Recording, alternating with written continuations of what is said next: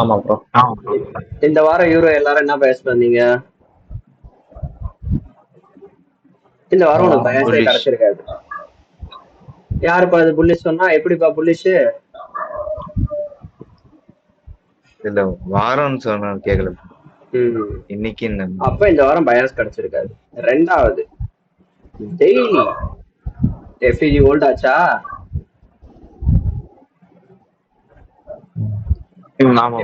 FEG கீழே பாடியை close வச்சானா bro? இல்ல இல்ல. அப்ப இன்டர்னல்ல தானே இருக்கான். ஆமா அப்ப எக்ஸ்டர்னல் இது ஹை. அந்த ஹையை அடிச்சுட்டா உனக்கும் அந்த பேருக்கும் சம்பந்தமே கிடையாது அந்த வாரம் ஃபுல்லா. அதுக்கப்புறம் அவன் என்ன பண்ணாலும் உனக்கு அந்த பேருக்கும் சம்பந்தம் கிடையாது. சி சிம்பிளா இப்படி ஞாபகம் வச்சுக்கோங்க. இது ஹையர் ஹை, இது ஹையர் லோ. இங்கதான் நம்மளோட எஃப்இஜி இருக்க போகுது. கரெக்டா?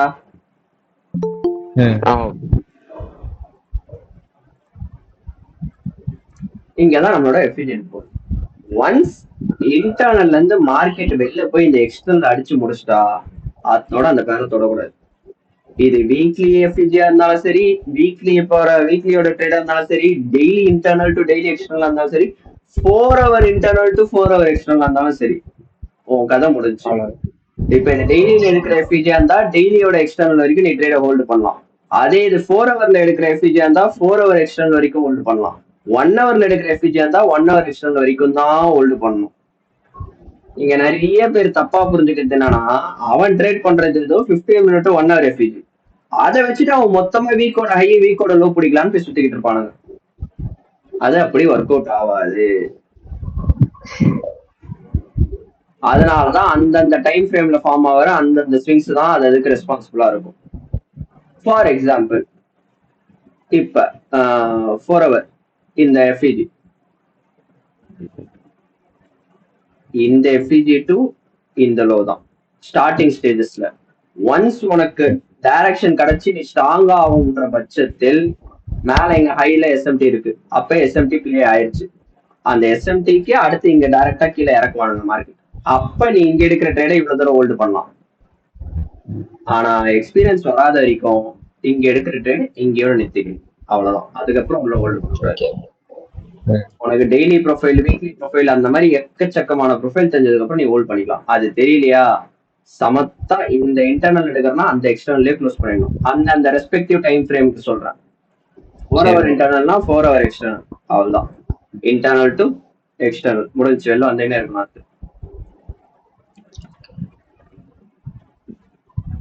புரியுதா?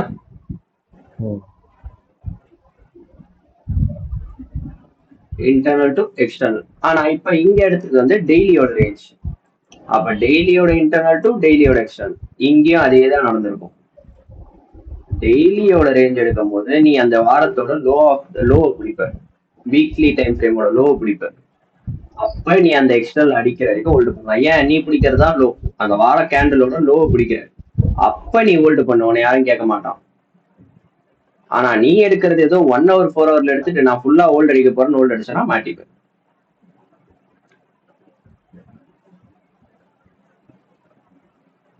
அப்ப இப்ப இந்த வாரம் என்னென்ன பேர்லாம் முடிஞ்சு போச்சு? யூரோ டார்கெட் அடிச்சிட்டான். இப்ப புரியுதா நான் ஏன் எஸ்எம்டி இம்பார்ட்டன்ட் சொன்னேன்னு? யூரோ போய் இந்த ஐ அடிச்சிட்டான், டிஎக்ஸ்ஐ அந்த லோவை தூக்கவே இல்லையே.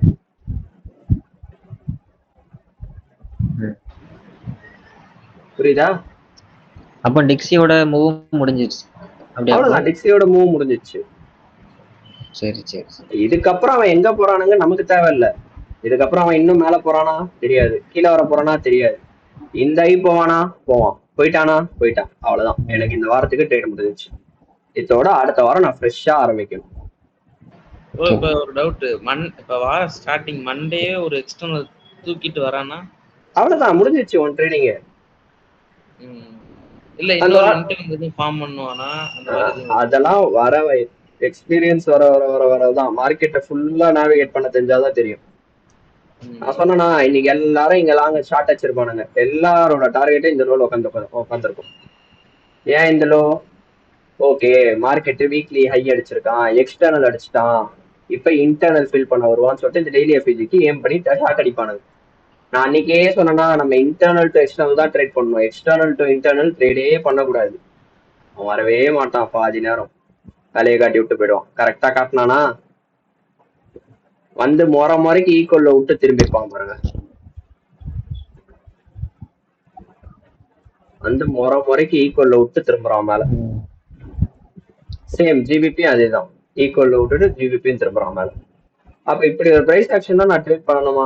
தேவையே இல்லை. இந்த தலைவலி எனக்கு தேவையில்லைன்றதுனால தான் இந்த எக்ஸ்டர்னல் அடிச்சு முடிச்சோடனே நான் அதோட அந்த பேரை தொடவே கூடாது. ₹1,000 கொடுத்தாலும் ஒரு சில விஷயத்த செய்ய மாட்டேன், அதுல ஒண்ணுதான் இது. அப்ப இவன் அடிச்சுட்டான். சொல்லு. 15 மினிட்ஸ்ல போங்களேன். ம். இந்த இடத்துல எஸ்எம்டி இருக்கு, அந்த ஈக்குவல் ஐ இருக்குல்ல, எங்க இதா கீழே இங்க லாஸ்டா ஒரு லைன் போட்டுருக்கீங்களா? இது ஈக்குவல் லோடா? Low, sorry equal low. அது வேற எதுவும் டிக்ஸி எதுவும் தூக்குற அந்த மாதிரி தூக்கிட்டா? அதாவது உனக்கு டெக்னிக்கலி மார்க்கெட் எதுக்குள்ள இருக்கான்? இந்த ஒரு 4 hour ரேஞ்சுக்குள்ள இருக்கான், இந்த ஒரு 4 hour கேண்டிலுக்குள்ள மாட்டிக்கிட்டான். அப்ப அக்யூமுலேஷன் முடிஞ்சிச்சு, மேனிபுலேஷன் டிக்ஸி பண்ணிட்டான். இப்ப டிக்ஸி கீழே டிஸ்ட்ரிபியூட் பண்ண போறான். ஆனா இப்ப அதுக்குன்னு ஓகே டிக்ஸி கீழே போறான், நான் போய் யூரோ ட்ரேட் எடுக்கிறேன்னு எடுக்க முடியாது. ஏன்னா இவன்லயும் இது ஈக்குவல் லோ, ஜிவிபிலயும் அது ஈக்குவல் லோ இங்க. அப்ப இவ்வளவு ஈக்குவல் லோ இங்க இருக்கு, அப்ப நான் எடுத்தா எனக்கு அடி தானே. அப்ப நான் எதுக்கு போய் இங்க எடுக்கணும்? எதுக்கு நான் இந்த இடத்துல முதல்ல ரிஸ்க் எடுக்கணும்? நான் ரிஸ்க் எடுக்க தேவையில்லையே. ப்ராப்பரா இருந்தா எடுத்துக்கலாம், இந்த மாதிரி இருந்துச்சுன்னா தேவையில்லை. வேஸ்ட் இந்த மாதிரி இருந்தா நான் எடுக்கிறதே. ஓகே, அவ்வளவுதான், சிம்பிள். இப்ப இவன்லாம் டார்கெட் அடிச்சு முடிச்சிட்டான். இப்ப டார்கெட் அடிக்காத வேற யாருன்னு பார்த்தா கோல்டு மட்டும்தான். அவன் இன்னும் டார்கெட் அடிக்கல, கீழே ஈக்குவல் விட்டு நின்றுட்டு இருக்கான். அப்ப இவன்ல பொட்டன்ஷியல் இருக்கா? இருக்கு. இப்ப என்ன பொட்டன்ஷியல்? டெய்லி எஃப்இஜி ஃபார்மேஷன்ல இருக்கு. இன்னும் 6 மணி நேரத்துல கேண்டில் க்ளோஸ் ஆயிடும். அப்ப டெய்லி எஃப்இஜி ஃபார்மேஷன்ல இருக்குன்னா அப்ப நீ என்ன ஆன்டிசிபேட் பண்ணணும் நாளைக்கு? Internal to external.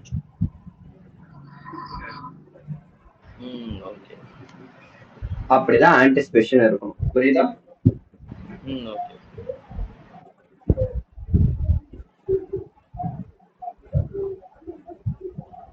சோ இதுதான் எப்ப ட்ரேட் பண்ணணும் எப்ப ட்ரேட் பண்ணக்கூடாதுன்றது தெரியும். Everyday is not a trading day, everyday is a trading டே. 4 ஹவர்ல எடுக்கிறோம்னா 4 hour internal to 4 hour external, அவ்வளவுதான். அதோட முடிச்சிருந்தோம் அந்த பேரும். அந்த பேருக்கும் உனக்கு சம்மந்தம் கிடையாது.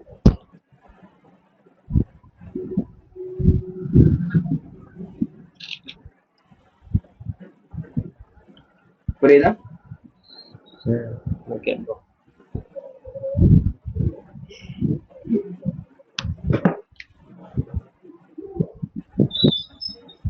கிளியரா? கிளியர்.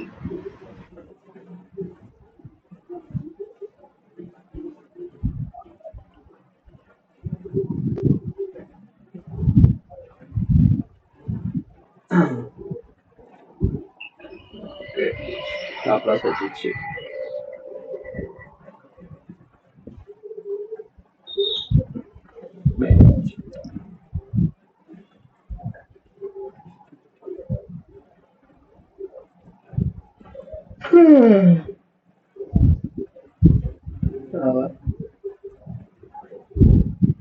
அருமையான மார்க்கெட்டா இருக்கானுங்க.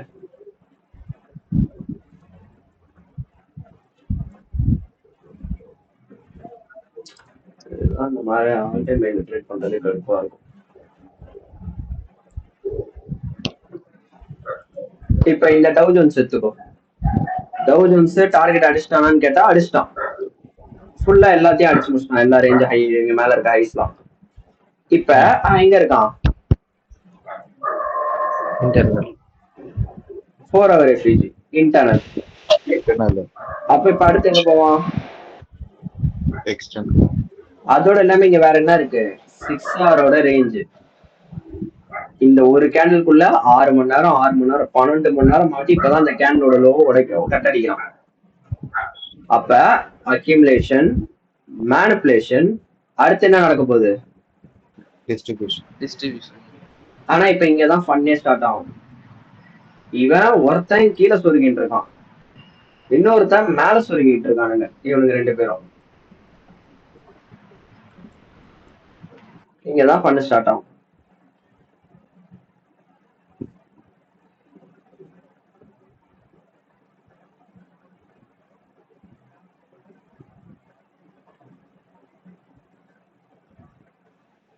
ஓ ஸ்ப்ரெட்ல அடி வாங்கிட்டேனா?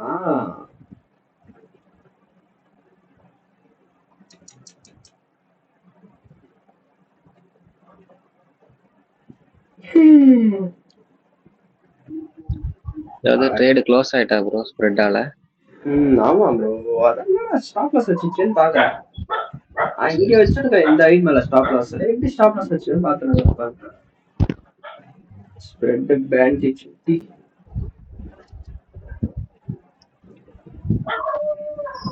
சாவடிச்சிட்டான். என்ன நல்லாவே இருக்க மாட்டான். பட் ஆனா இப்ப ஒய்எம் இங்க இருந்து இவ்வளவு தூரம் மேல ஏறுவானான்றது கேட்டா கொஞ்சம் டவுட் தான். ஏன்னா ரெண்டு இவனுங்க கூட கோரலிட்டா வர எவனுமே ஒத்துழைக்க மாட்டானுங்க. ஒருத்தன் எக்ஸ்ட்ரீம் பிரீமியம்ல இருக்கான், இன்னொருத்தன் எக்ஸ்ட்ரீம் டிஸ்கவுண்ட்ல இருக்கான். அப்ப என்ன பண்ண, இந்த மாதிரி கண்டிஷன்ல ட்ரேட் பண்றதை அவாய்ட் பண்ணிடணும். லோ ப்ராபபிலிட்டியா மாறிடும். ஈவன் தோ கான்டெக்ட் இருக்கு எல்லாமே இருந்தாலும் உனக்கு 2 ஆப்ஷன். ஒன்னு ட்ரை பண்றதா இருந்தா கம்மி ரிஸ்க் வச்சு ட்ரை பண்ணு, இல்லையா ட்ரையே பண்ணாது, அவ்வளவுதான் முடிஞ்சு. You have 2 choice. புரியுதா? ஆனா எனக்கு தெரிஞ்சு இவன் போவான்னு நினைக்கிறேன். ஆமா, இந்த M15 பிரேக்கர் ஆக்ட் ஆகி மேல போனா போதும். ஆனா இன்னும் அதுக்கு 15 நிமிஷம் இருக்கு. ஏன்னா 1 hour க்ளோசிங் நல்லா இருக்கு. 1 hour க்ளோசிங் இன்னும் 10 நிமிஷத்துல இருக்குது. ப்ளஸ் இவன் இந்த எஃபிஜிக்குள்ள ட்ரேடா இருக்கான்.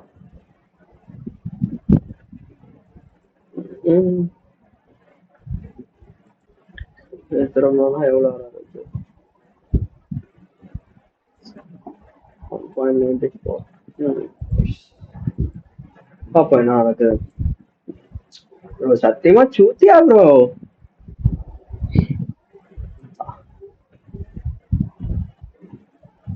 இப்பதான் எனக்கு சிஎஃப்டில எடுக்கவே பிடிக்காது. ஃபர்ஸ்ட் ரெட்லயே மாட்டிப்பேன், டென்ஷன் ஆயிரும்.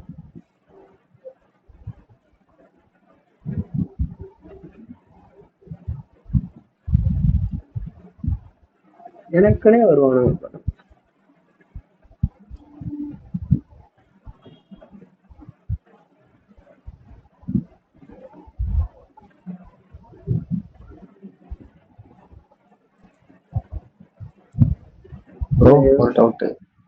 சொல்லுங்க. இப்போ டிக்ஸி அவன் டார்கெட் அடிச்சு முடிச்சாச்சு. அப்படிங்கும்போது இப்ப யூஜே எவ்வளவுதான் கிளியரா இருந்தாலும் அந்த ட்ரேட் நம்ம எடுக்க கூடாதா ப்ரோ? யூஜே சப்போஸ் ஒரு அப்படின்னு சொல்ல முடியாது ப்ரோ. லைக் ட்ரேட் எடுக்கிறதா இருந்தா எடுக்கலாம், எடுக்க கூடாதெல்லாம் கிடையாது.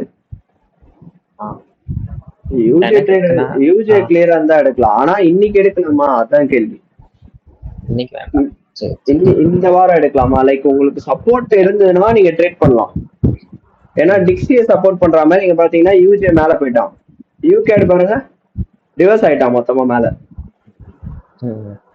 யூஎஃப் பாருங்க அவன் டார்கெட்டே அடிச்சு முடிச்சிட்டான், அவனும் எக்ஸ்டர்னல் தூக்கிட்டான். எப்ப நேத்தே தூக்கிட்டானுங்க. அப்ப மத்தவனுங்களும் கோஆபரேட் பண்ணணும்ல அந்த டைரக்ஷனுக்கு. ஆனா மத்தவனுங்க கோஆபரேட்டே பண்ண மாட்டானுங்களே. புரியுதா? புரியுது ப்ரோ, புரியுது. அப்ப நான் ட்ரேட் பண்ணதே வேஸ்ட் தான்.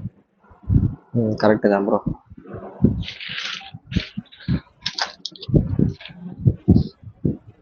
Okay bro. வேற யாருக்காவது ஏதாவது டவுட்ஸ் இருக்கா கைஸ்? அவ்வளவுதான், இதுதான் இன்னைக்கான டாபிக். எப்ப ட்ரேட் பண்ணணும் எப்ப ட்ரேட் பண்ணக்கூடாதுன்னு இப்ப புரிஞ்சுதா? ஒன்ஸ் ஒரு பேர் அதோட எக்ஸ்டர்னலோ இன்டர்னலோ அடிச்சு முடிச்சுட்டானா அந்த பேரை தொடக்கூடாது. அவ்வளவுதான், சமத்தா விட்டுருந்தாங்க. அவ்வளவுதான்.